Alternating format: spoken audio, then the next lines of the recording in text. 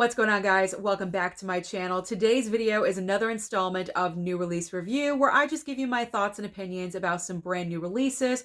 Are they worth your time and are they worth your money? So in today's video, I will be talking about Black Adam, She Said, and also Cloverfield. If you are brand new here on my channel, but you are not yet subscribed, but you love physical media and movies, then hit the red subscribe down below as well as the like button, but most importantly, the small notification bell so you don't miss anything in the future. So I'm actually going to start off talking about the movie I enjoyed best out of the three, and that is She Said. And I hate saying the best out of the three or getting excited about a movie like this because the topic is not so great to talk about, but the way this movie impacted on me, it was definitely my favorite. So She Said is about two incredibly strong female reporters from the New York Times that wanted to expose the sexual harassment and the silencing happening in Hollywood, in particular, Harvey Weinstein. This film was so absolutely eye-opening. It was jarring. It was informational. It was amazing. Absolutely amazing. I've known bits and pieces about the Harvey Weinstein case, but I didn't know everything. So if you enjoy true stories and knowing like inside information and Hollywood, things like that, you're definitely probably going to want to watch this movie. Carey Mulligan and Zoe Kazan play the two reporters that expose everything. Carey Mulligan has been getting nominations for award season for this performance. Very much deserved, I will say. But Zoe Kazan is deserving of being recognized as well because I thought her performance was actually very amazing. They were on an equal level playing field. I don't know why Carey Mulligan's getting recognized and Zoe Kazan isn't, but they were great. They were both fantastic as the reporters, just doing their best to bring justice to all of Harvey Weinstein's victims, and it was just an incredible movie to watch.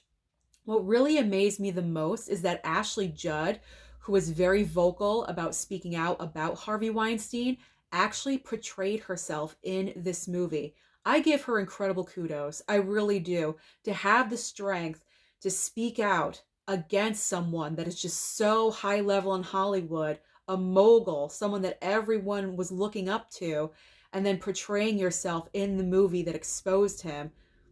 Fantastic, Ashley Judd. I was just so impressed that she played herself.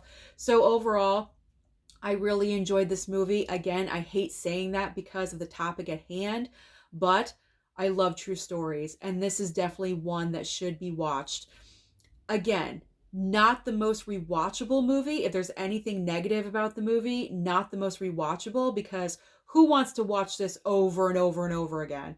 But I know I'll watch it again in the future. It's a very powerful film, so I'm very happy I picked it up on physical with the very nice slipcover. If you're kind of unsure about it, it is also airing on Peacock, so you can stream it. If you only want to watch it one time, that is the perfect option, but I'm so happy I picked it up on physical. So She Said, I really, really enjoyed.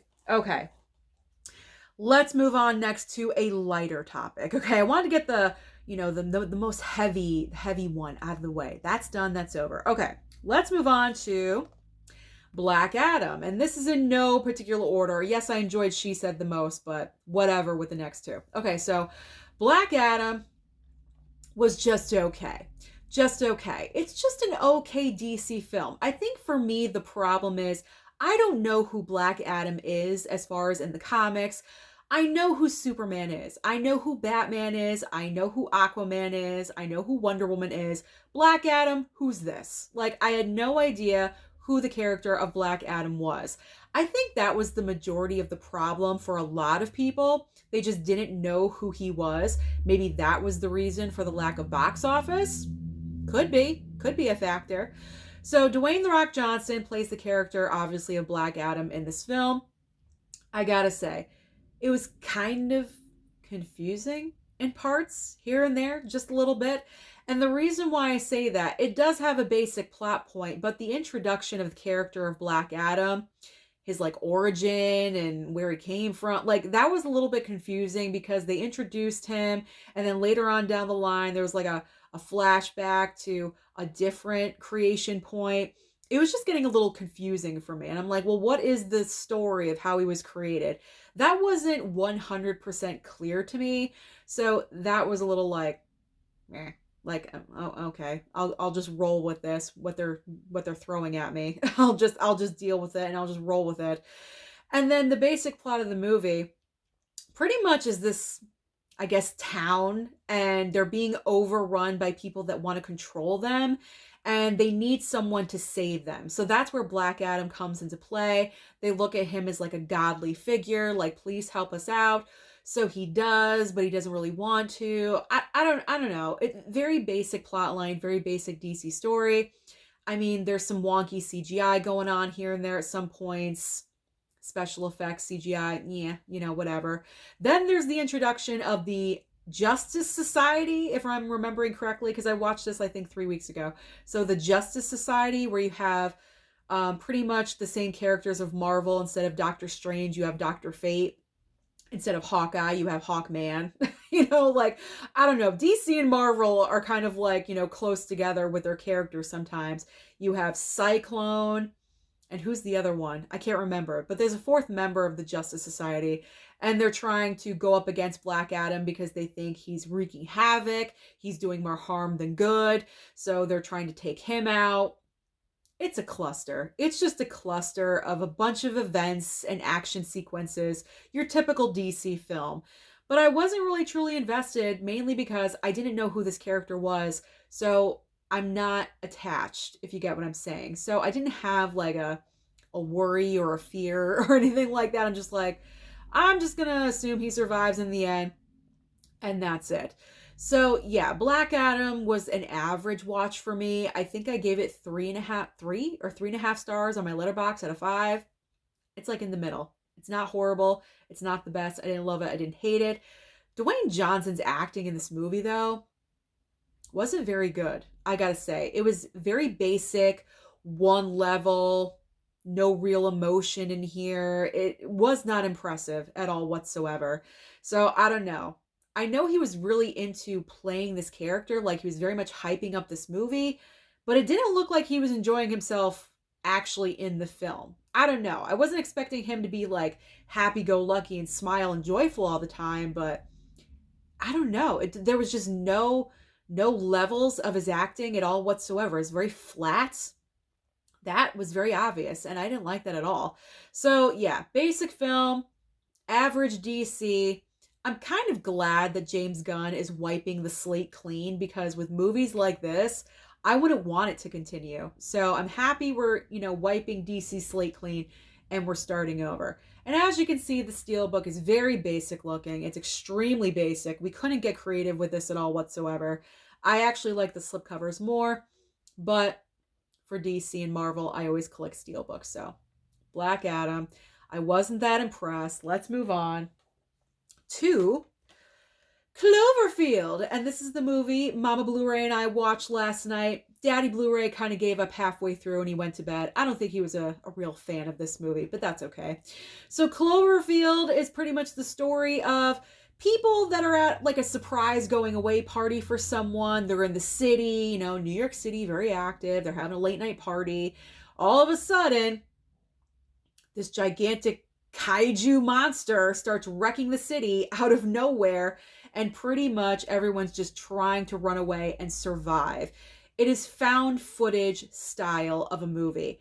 I didn't realize that when I picked up this film because I've never seen it before. So this was a first time watch for me.